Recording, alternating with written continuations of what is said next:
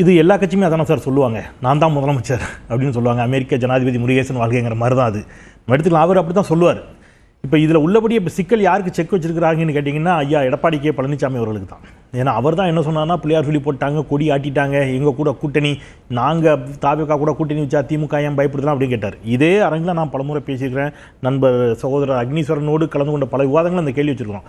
ஒருவேளை நாளை விஜய் அதிமுக கூட்டணி, இப்போ அவர் அதிமுக கூட்டணிக்கு தயார் இல்லைன்னு எங்கேயுமே சொல்ல, நல்லா கவனிச்சிங்கன்னா நான் முதலமைச்சர் வேட்பாளர் அப்படின்னா என்ன சொல்றாரு, எடப்பாடி பழனிசாமி கூட்டணிக்கு வரலாம். இன்னொரு விஷயத்தை நீங்க கவனிக்க வேண்டியிருக்கு, அவர் எங்கேயும் இதுவரைக்கும் விமர்சிக்கவும் இல்லை, விமர்சிக்கவும் இல்லை அப்படின்னா அதிமுக பேசல அப்படின்னா என்ன சொல்றாருன்னா, என்ன முதலமைச்சர் வேட்பாளராக ஏற்றுக்கொண்டு எடப்பாடி பழனிசாமி வர தயாராக இருந்தால் கூட்டணி வைக்க தயாருங்கிறாரு. அதுதான் அதோட ஸ்டேட்மெண்ட்.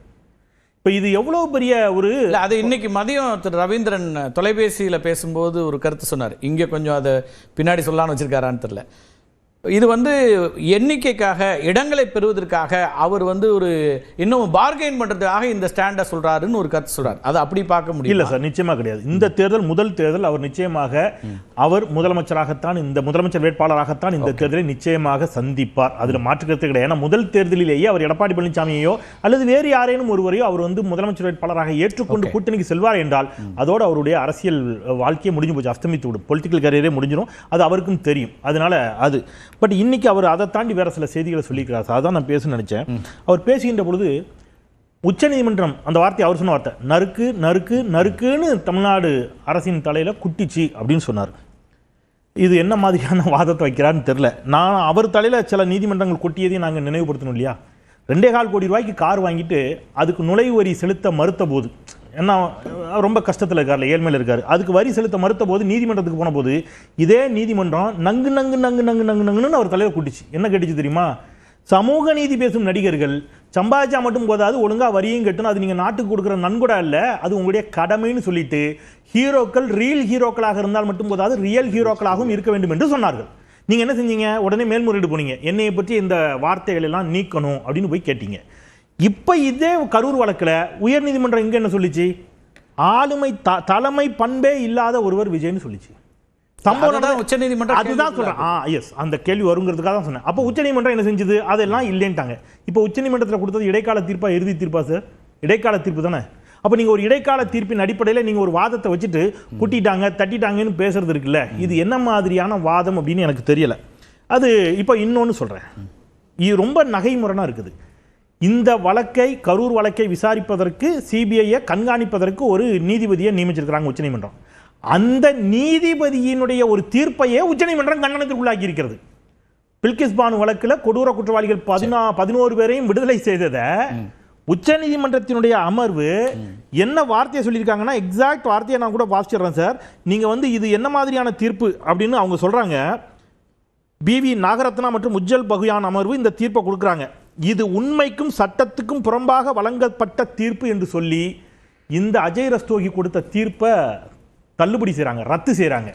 அப்படி ஒரு நீதிபதியின் தீர்ப்பு தள்ளுபடி செய்யப்பட்ட ஒரு நீதிபதி, அந்த நீதிபதி இவர் ஏற்றுக்கொள்ள மறுத்த சிங்கிள் ஜட்ஜோடைய தீர்ப்புகள், பல தீர்ப்புகளை டபுள் பண்ணிருக்காங்க. அதுதான். அப்ப அதை வச்சிட்டு நீங்க ஒரு பெஞ்சுக்கு போகும்போது நடக்கும் தானே. அப்ப அதை வச்சுக்கிட்டு நீங்க அப்ப ஸ்டாண்ட் லார்ஜர் பெஞ்சுக்கு போகும்போது இன்னும் மாறும். அதானே. அப்ப நீங்க அதை வச்சுக்கிட்டு நீங்க ஒரு வார்த்தை சொல்றீங்க இல்ல, ஒரு வரி அதுல நீதிமன்றம் கேட்டதுங்கிறத வச்சுக்கிட்டு நீங்க குட்டிச்சு தட்டிச்சுனீங்கன்னா, நீங்க இன்னைக்கு மேற்பார்வைக்கு வரக்கூடிய நீதிபதியின் தீர்ப்பையே கூட என்ன செஞ்சிருக்காங்க உச்சநீதிமன்றம் தள்ளுபடி செய்திருக்கிறார்கள் அப்படிங்கிறதை நாங்கள் சுட்டி காட்டுறோம். அதனால நீங்க உங்களுடைய ஒற்றை இலக்கு அப்படிங்கிறது ஆன்டி டிஎம்கே அப்படிங்கிற இடத்துல நீங்க நின்று பாஜகவை எதிர்த்து கேள்வி கேட்பதற்கு உங்களுக்கு இன்னைக்கு ராகுல் காந்தி அவ்வளோ ஆதாரங்களை கொடுத்துருக்கிறார்ல.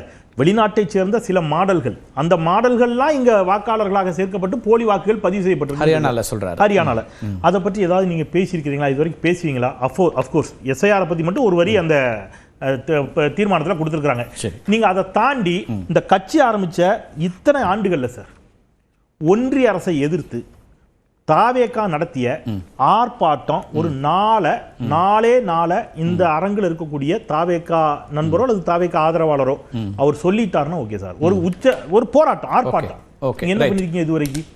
அப்போ உங்களுடைய நீங்க ஸ்ட்ரைட்டா அமெரிக்கா மாப்பிள்ளைலாம் கிடையாது, நான் ஸ்ட்ரைட்டா அந்த முதலமைச்சர் ஆவேங்கிற மாதிரி நீங்க என்ன செய்ய நடக்க போறது சட்டமன்ற தேர்தல். அதனால இங்க இருக்கக்கூடிய ஆட்சி அது பற்றிய விமர்சனத்தை தான் முன்வைக்க வேண்டியிருக்கு பிரையாரிட்டியா அப்படின்றாங்க. சகோதரர் பேசும்போது சொன்னாரு 80 விழுக்காடு எங்களுக்கு ஆதரவுனர். நீங்க கூட அழகா ஒரு கேள்வி கேட்டீங்க, வாக்குகளே 80 விழுக்காடு தாங்க பதிவாகும். நீங்க பதிவாகிற வாக்கு எல்லாமே உங்களுக்கு இருக்குன்னு வச்சுப்போம்.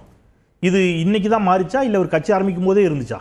கட்சி ஆரம்பிக்கும் போதே அதுதான் நிலைமைன்னா கடந்த நாடாளுமன்ற தேர்தலில் நீங்கள் போட்டிட்டு இருக்கலாமே. உங்களுக்கு தான் தமிழ்நாடு மக்கள் அத்தனை பேர் உங்களுக்கு தான் ஓட்டு போட போறாங்க. 40 தொகுதி எந்த தேர்தலில் போட்டியிடுங்கிற வியூகத்தையும் அந்த கட்சி தானே சார் வைக்கும். அப்படி இல்லை. அதுல தான் ரொம்ப முக்கியமான ஒரு கேள்வி இருக்கு சார். திமுக கூட உங்களுக்கு அரசியல் எதிரி தான்.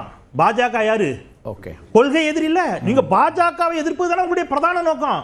அப்ப உங்களுடைய பிரதான எதிரியை எதிர்ப்பதற்கு ஒரு பொன்னான வாய்ப்பு கிடைத்தது எப்ப? இப்ப நாடாளுமன்ற போன வருஷம் சார். போன வருஷம் என்ன 20 வருஷத்துக்கு முன்னாடியா நீங்க தான் கட்சி ஆரம்பிச்சிட்டீங்களே. பாஜகவா மோடியா நானானு பாத்துருவோம் நீங்க போட்டி போட்டு 40 தொகுதியிலும் இங்க வெற்றி பெற்று போய் அங்க நாடாளுமன்றத்துக்குள்ள போய் விஜய் அவர்களோ அல்லது விஜயனுடைய தொண்டர்களோ போய் அங்க நின்று மோடியை நோக்கி அமித்ஷா நோக்கி கேள்வி கேட்டிருப்பீங்கன்னா அதெல்லாம் பண்ணீங்களா?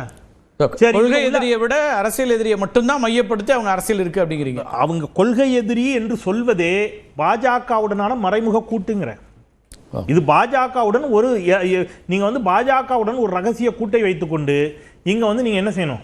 ஏதோ ஒரு வகையில திமுகவிற்கான வாக்குகளை, குறிப்பா சிறுபான்மை மக்களுடைய வாக்குகளை பிரிக்கலாம் அப்படிங்கிற ஒரு முயற்சி மட்டும்தான் அதில் தொக்கி நிற்கிறதே தவிர, இல்லைன்னா நீங்க வந்து இந்த நிமிடம் வரைக்கும் அதிமுகவை நீங்க என்ன செய்யல? எங்கேயா விமர்சிக்கிறீங்களா?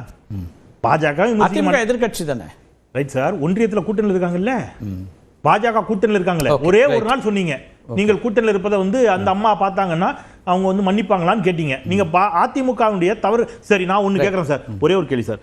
நீங்க பாஜக கூட்டணியில் இப்போ அதிமுக இருக்குது, அது உறுதியா இருக்குல்ல? நீங்க தானே சொன்னீங்க அந்த அம்மா இருந்தா உங்களை மன்னிக்க மாட்டாங்க, இப்படி அங்க போய் துரோகம் பண்றீங்களே, பாஜக கூட்டணியில் இருக்கீங்கன்னு கேட்டீங்கல்ல. அந்த பாஜகவையும் உள்ளடக்கிய கூட்டணிக்கு பிள்ளையார் சொல்லி போடப்பட்டு விட்டதாக, கொடி ஆட்டப்படுவதாக எடப்பாடி பழனிசாமி சொல்லுகிறார். யாரோ ஒருத்தர் சொல்ல, அந்த கட்சியுடைய பொதுச் செயலாளர், ஒரு முன்னாள் முதலமைச்சர், சட்டப்பேரவையினுடைய எதிர்க்கட்சி தலைவர். நீங்க என்ன சொல்லணும்? எங்கள் கட்சி தொண்டனே அல்லாவன், எங்க கட்சி கொடியை நீங்க யாரையோ வச்சு அல்லது அதிமுக தொண்டனை வைத்து ஆட்ட வைத்திருக்கிறீர்கள். இது அரசியலில் நாகரிகமற்ற செயல். நான் வன்மையாக கண்டிக்கிறேன். உறுதியான ஒரு மறுப்பை தெரிவிக்கல. அது யாரிடமிருந்து வந்துச்சு தெரியுமா சார்? இந்த ஒரு வார்த்தை சொல்லிடுறேன். அஜித்குமார் அவர்களிடமிருந்து வந்துச்சு. எப்போ வந்துச்சுன்னா, அஜித்குமார் ரசிகர் மன்றத்தை சேர்ந்தவர்கள் பாரதிய ஜனதா கட்சியில் இணைந்தார்கள் என்று ஒரு செய்தி வந்த பொழுது டாக்டர் தமிழிசை சவுந்தரராஜன் அப்ப இருந்தாங்க. ஒரு ஸ்டேட்மெண்ட் இமிடியேட்டா அடுத்த சில நிமிடங்கள் வந்துச்சானே என்ன சொன்னாரு? நான் ரசிகர் மன்றத்தை கலைச்சிட்டேன், என் பேரை அரசியலுக்கு பயன்படுத்தாதீங்க என்று சொல்லக்கூடிய ஆளுமையும் துணியும் திரு அஜித் அவர்களுக்கு இருந்துச்சு. நீங்க உங்க கட்சி கூடவே ஆட்டின பிறகும் கண்டுக்காம இருக்கிறீங்களே. சரி, பேச முதல் கட்ட கருத்தை எடுத்துக்கிறேன், பதில் உங்கள்கிட்ட இருக்கும், கட்டாயம் வரேன். அவர் திரு அக்னீஸ்வரன் முதல் கட்ட கருத்தை சொல்ல. அக்னீஸ்வரன் ஆட்டத்திலே சேர்க்கலைங்கிற அளவுக்கு ஒருத்தர் விமர்சிக்கிறாரு அப்படிங்கிறத எப்படி பார்க்குறீங்க? ஒரு போட்டியே எங்களுக்கும் திமுகவுக்கும் தான் அப்படிங்கிறாரு. முதலமைச்சர் வேட்பாளர் நான் தாங்கிறாரு. அப்போ இது ஒரு சின்ன செட்பேக்காக அதிமுக வந்துடுதா? ஏன்னா பிள்ளையார் சுழியில் ஆரம்பித்து திரு ஆர்பி உதயகுமார், ராஜேந்திர பாலாஜி அவர்கள் வரைக்கும் நீங்கள் எல்லாம் ஒன்றா வரணும்னு சொல்லக்கூடிய நேரத்தில் அதை ரிஜெக்ட் பண்ணுறாரா திரு விஜய்? ஒரு அன்பான வேண்டுகோள் தமிழகத்தினுடைய தாவேகா தலைவர் அவர்களிடத்தில் இந்த நியூஸ் 18 வாயிலாக ஒரு கருத்தை முன்வைக்கிறேன். கொள்கை எதிரி ஒன்றை சொல்லிட்டீங்க, அரசியல் எதிரி ஒன்றை சொல்லிட்டீங்க, மற்றவங்களாம் யாருன்றதை சீக்கிரமாக சொல்லிடுங்க. நண்பர்கள் இல்லைன்னா எதிரிகள் அல்ல சார். கார்த்திகை சொல்லுங்க சார், நீங்கள் சொல்லிட்டீங்க. ஆனால் கடந்த 2 வருஷமாக அவர் சொல்லாமலே இருக்கிறாரு. எனக்கு அதுதான் புதிராகவே இருக்குது.